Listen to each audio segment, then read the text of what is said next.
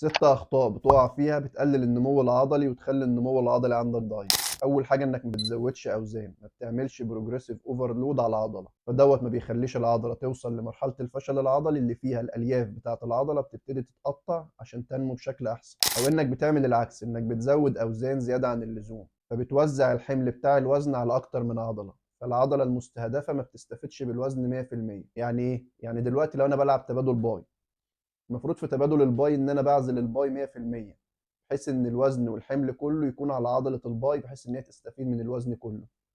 لو الوزن اتقل من اللازم هبتدي احرك جسمي، هبتدي احمل على ظهري مع الباي، ابتدي ازق كده واحمل على ظهري مع الباي. ثالث حاجه فترات الراحه الكبيره ما بين كل مجموعه والتانيه، دوت بيقلل من فرصه وصول العضله لمرحله الفشل العضلي. لازم ما تريحش اكتر من 20 ثانيه ما بين كل مجموعه والتانيه. انك ما بتاخدش كفايتك من البروتين اللي هو العامل الاساسي في بناء العضلات. لازم تاخد 2 جرام لكل كيلو جرام من وزن جسمك بروتين. يعني لو وزن جسمك 80 كيلو هتاخد 80 في 2 ب 160 جرام بروتين. لازم تاخد كفايتك من الكارب. الكارب هي اللي بتديك الطاقه عشان تتمرن، عشان تقدر تكسر الاوزان بتاعتك وتوصل للبروجريسيف اوفرلود.